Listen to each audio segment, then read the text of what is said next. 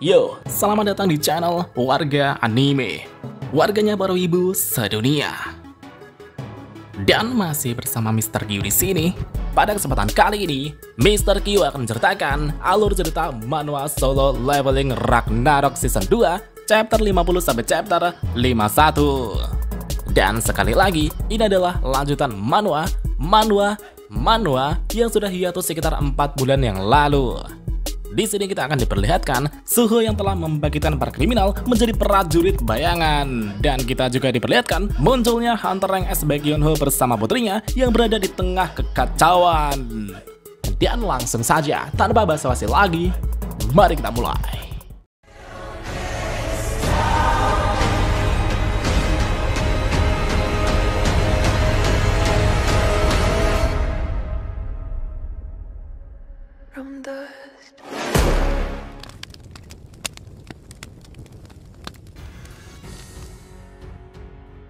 Jadi pada saat ini, Suho telah tiba di kota Jisan dengan perasaan penuh amarah. Suho tak bisa memaafkan para kriminal yang telah membunuh warga sipil yang tak bersalah. Dengan melepaskan aura membunuhnya, Suho berniat membantai para kriminal yang kabur dari penjara tanpa keraguan.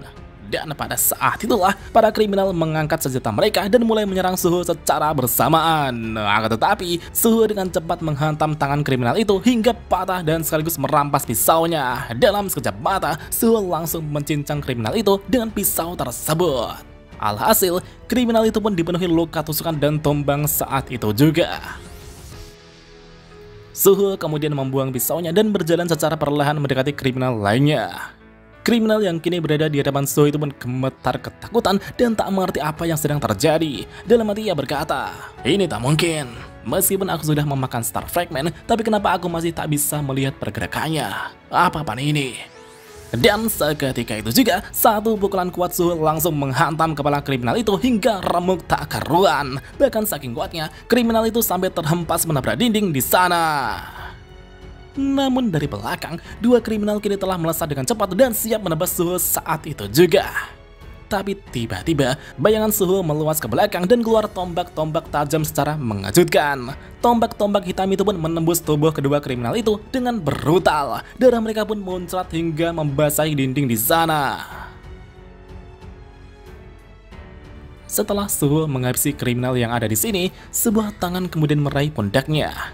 Dan sosok itu adalah perwujudan delusi Lee Min Sung dengan perut berlubang. Ia berkata, "Luar biasa, aku tak menyangka kau dapat berubah sejauh ini.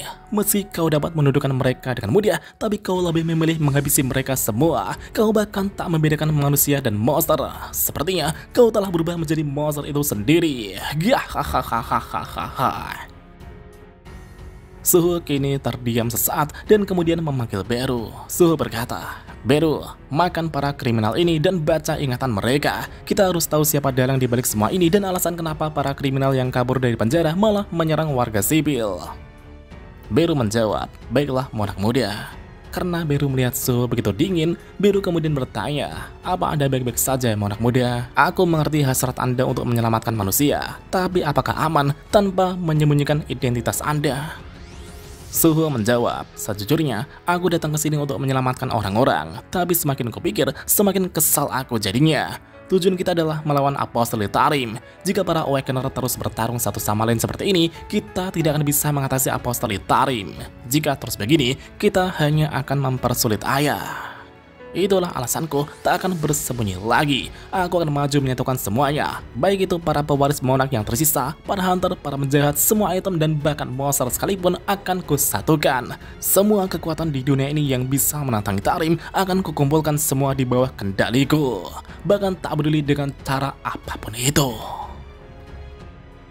Mendengar pernyataan Suho, Beru pun sangat kagum dengan tekad tersebut. Beru bertanya, "Apa maksud Anda? Anda akan menempatkan semua hal di dunia ini berada di bawah kaki Monark Muda?" Suho pun terdiam sesaat dan kemudian menjawab bahwa maksudnya ialah menjadikan semuanya menjadi rekan. Dan untuk itu, aku harus menyingkirkan para kriminal di sini. Untuk menghadapi para kriminal yang bersembunyi di seisi kota, kita harus melawan balik. Aku tidak akan ragu-ragu lagi. Suho kemudian menjulurkan tangannya ke arah mayat para kriminal dan berkata, "Arise, bangkitlah." Scene kemudian berpindah ke suatu tempat di kota Jisan di mana terdapat sebuah mobil yang melaju di jalanan. Namun di saat mobil itu melaju, tiba-tiba muncul serangan bola api yang langsung meledakkan mobil tersebut hingga hangus terbakar. Dan ternyata serangan bola api itu adalah ulah para kriminal yang kabur dari penjara Jisan. Seorang kriminal pengguna kekuatan api itu pun tersenyum dan berkata, "Malang sekali, dari sekian banyak waktu kalian malah datang kemari. Apa kalian tidak dengar soal apa yang terjadi dengan kota ini sekarang?" Namun dari balik kobaran api itu terdengar sebuah percakapan dari pemilik mobil tersebut. "Apa kau baik-baik saja, putriku? Ini bukan masalah ayah, tapi sebaiknya kita menuntut mereka untuk membayar kerugian kita."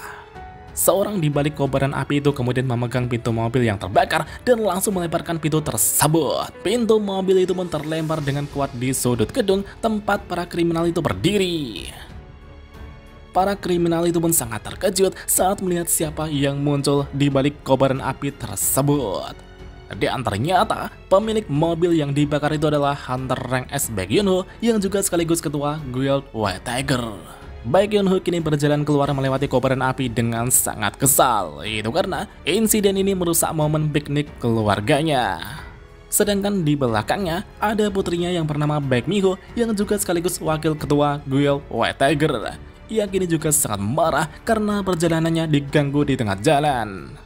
Baek Yoon-ho berkata, "Jika kita terlambat, ibumu pasti akan mengomel. Mari kita selesaikan masalah di sini secepatnya dan lanjut pergi liburan."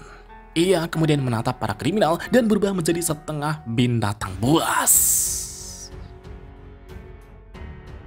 Singkat cerita, para kriminal yang ada di sana itu pun berhasil ditumbangkan dalam sekejap oleh pasangan putri dan ayah tersebut. Baek Yoon-ho kemudian bertanya kepada putrinya, "Putriku, berapa banyak kriminal yang kabur dari penjara Jisan?" Putrinya itu pun menjawab bahwa ada sekitar 500 kriminal yang kabur. Mendengar banyaknya kriminal yang kabur, Baek Yoon-ho merasa bahwa sepertinya kita akan terlambat ke tempat liburan keluarga kita. Ibumu pasti akan memarahi kita.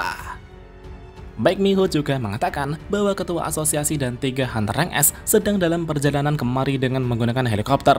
Mereka akan sampai sekitar 10 menit lagi. Selain itu, ada berita kalau Hunter Sung Soo-ho yang menyebarkan Stardust kemungkinan juga ada di sini. Mendengar nama Sung Soo-ho, Baek Yoon-ho merasa tak asing dengan nama tersebut. Tapi Yoon-ho segera mengesampingkan hal itu dan berkata kepada putrinya, "Untuk sekarang, utamakan menyelamatkan warga sipil. Mari kita mulai penyelamatannya, putriku." Melihat semangat ayahnya, Baek Mi-ho tersenyum tipis dan berkata, "Ini mengingatkanku saat ayah masih menjadi pemadam kebakaran." Namun pada saat itu, Baek Yoon-ho melihat sesuatu yang aneh. Di sana terlihat beberapa monster hitam yang memiliki postur manusia kini terlihat di atas gedung-gedung di sana. Baek Yoon-ho kemudian bertanya, "Putriku, apa ada laporan tentang dungeon break di sekitar sini? Jika tidak ada, lalu monster hitam apa itu? Sepertinya mereka bukan manusia." Scene kemudian berpindah ke suatu tempat perumahan di kota Jisan di mana terlihat seorang hunter perempuan dengan wajah pucat yang gemetaran. Sedangkan kekasihnya yang juga seorang hunter kini berdiri di depannya sambil mengucapkan sesuatu dengan terbata-bata. Lari dari sini sayang." Namun suaranya menghilang dan tubuhnya jatuh dengan bersimbah darah. 3 kriminal kini berdiri di depan sana dan berkata, "Dasar keras kepala. Kenapa kau terus bertahan hanya untuk melindungi gadis kecil di belakangmu? Apa kalian berdua berpacaran? Pasti menyenangkan kalian bisa berpacaran dengan anggota partimu sendiri." Seorang hunter perempuan itu pun menangis terseduh-seduh saat melihat kekasihnya dihabisi di depan matanya. Dengan tubuh gemetaran, ia menyentuh kekasihnya yang sudah tak bernyawa. Kriminal di depannya berkata, "Jangan menangis, kalian akan segera bertemu lagi di alam sana." Segera setelah itu, kriminal itu langsung menusukkan pedangnya ke arah perempuan tersebut. Namun sebelum pedang itu mengenai perempuan itu, terdengar suara yang berkata, "Arise, bangkitlah." Dan seketika itu juga, jiwa hunter yang mati itu pun bangkit dalam wujud bayangan untuk melindungi kekasihnya. Dan beruntungnya, pedang itu berhasil berhenti sebelum mengenai perempuan itu. Perempuan itu juga terkejut saat melihat kekasihnya yang mati kini bangkit kembali. Bahkan kriminal itu juga bingung dengan apa yang terjadi. Apa-apaan ini? Bagaimana mungkin orang mati itu bisa bangkit lagi? Ia pun segera menarik pedangnya. Sedangkan dari atas bangunan terlihat Suho yang sedang berdiri di sana dan berkata, jika dia menjawab panggilannya, maka itu berarti dia mau melindungi wanita itu. Akan kuberikan kau kekuatan, jadi lindungilah apa yang berharga bagimu sampai akhir. Suho kemudian memberi prajurit bayangan itu senjata, Shadow Item Dragon Warrior Belt, Dragon Shoulder Guard, dan juga Dragon Warrior Sword. Dengan menggunakan 3 item bayangan itu, kekuatan prajurit bayangan itu pun meningkat.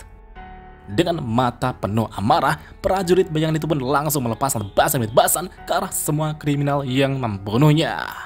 Suara teriakan kriminal itu pun bergema di sana, bahkan darah mereka itu pun berhamburan. Setelah 3 kriminal itu binasa, Suho kemudian mendekati mayat mereka dan berkata, "Arise, bangkitlah." Bayangan hitam kemudian keluar dari ketiga mayat itu dan bangkit menjadi prajurit bayangan. Suho kemudian memberikan perintah pada ketiga bayangan itu untuk memburu kriminal lainnya. Menanggapi perintah itu, ketiga prajurit bayangan itu pun langsung pergi dalam sekejap. Beru berkata, sesuai rencana Monark Muda, jumlah prajurit bayangan di bawah perintah Anda kini semakin bertambah. Suho menjawab, jika terus begini, kita bisa segera membersihkan para kriminal yang ada di kota ini. Beru dengan bangga berkata, lihatlah Monark Muda, inilah kehebatan dari skill Shadow Authority Anda.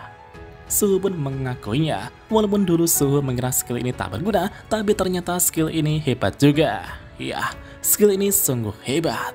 Suho kemudian melihat seorang wanita yang memeluk prajurit bayangan yang dulunya adalah kekasihnya. Beru bertanya, Monark Muda, apa Anda akan meninggalkan prajurit bayangan itu begitu saja? Suho menjawab, benar, dia juga akan menghilang dalam sehari. Aku mau agar mereka bisa berpisah dengan tenang. Mendengar jawaban itu, Beru merasa bahwa Monark Muda jauh berbeda saat sedang melawan para penjahat. Suho berkata, apakah aku sungguh seburuk itu? Namun tiba-tiba, Suho merasakan sesuatu dari prajurit bayangan yang ia sebarkan di kota ini. Suho mengatakan bahwa sejumlah besar prajurit bayangan telah dihabisi dalam sekejap. Beru berkata, apa mungkin? Semoga kali ini kita segera menemukan siapa dalang di balik insiden ini. Scene kemudian berpindah ke tempat Kang Tae-sik, di mana ia sedang menghabisi para prajurit bayangan dengan tebasan demi tebasan pedangnya. Ia kini melihat mangsanya dengan sorot mata yang tajam. Hwang Dong-suk yang berdiri di sana itu pun sedikit heran dengan adanya monster hitam ini. Ia bahkan tak pernah mendengar adanya monster seperti ini. Dong-suk kemudian memberikan perintah kepada Kang Tae-sik untuk segera membereskan monster-monster hitam ini. Tae-sik menoleh ke belakang dan berkata, ini salahmu karena tidak bergerak dengan cepat sejak awal. Tapi tenang saja, setelah aku memakan Star Fragment, kekuatanku akan jauh melampaui Hunter Rank A. Aku tak akan kalah jika hanya melawan monster Rank C ini. Namun ketika Tae-sik kembali melihat monster hitam di hadapannya, ia dibuat terkejut saat monster hitam itu tiba-tiba berlutut. Kenapa mereka berlutut? Dan tepat di arah monster hitam itu berlutut, terlihat Suho dan Beru yang telah datang. Beru berkata, Monark Muda, sepertinya kita menemukan orangnya. Suho kemudian menatap Kang Tae-sik dan Hwang Dong-suk sambil berkata, sepertinya mereka adalah pemimpin para kriminal yang kabur dari penjara Jisan.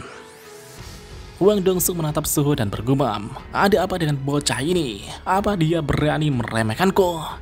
Dong-suk segera menyadari bahwa bocah di hadapannya adalah Hunter yang memanggil monster-monster hitam ini.